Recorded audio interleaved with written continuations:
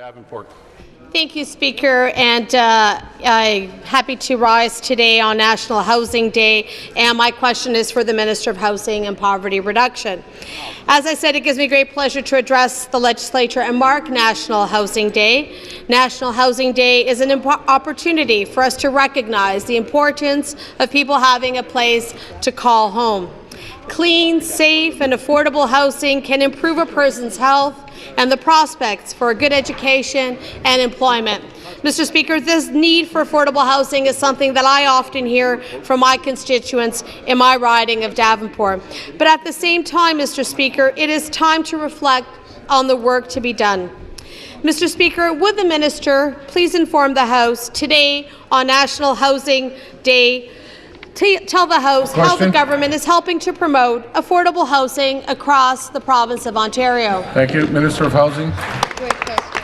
Well, thank you, Speaker, and thank you to the member from Davenport for that good question. You know, Speaker, we've made some real progress in working to improve the lives of vulnerable people across this great province. Since 2003, for example, Ontario has committed more than $5 billion to affordable housing. Wonderful.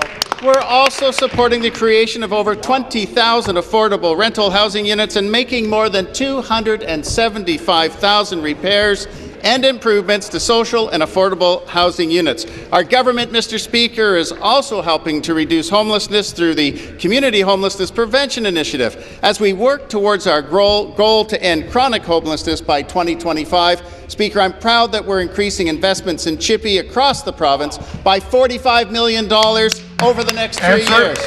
Our investments are working to strengthen Ontario, Speaker, by promoting a housing market that serves the full range of housing needs, protects tenants, and encourages private sector. Supplementary. Thank you, Minister, and I want to congratulate you for all the great work that you're doing on this particular file. I know that my constituents in Davenport will be very pleased to know and to hear about all of the investments that you refer to and all the commitments that our province is making in terms of addressing the affordable housing issue we have here in the province. Today, the federal government is releasing a summary of community and stakeholder consultations on housing issues as part of the National Housing Strategy. Mr. Speaker, it has been over 3 decades since the last major National Housing Strategy discussion took place. I'm glad to see the new federal government is working with both the provinces and territories to change this. Question. I know Ontario welcomes our new federal partner and the opportunity to engage in this strategy as we have long called for.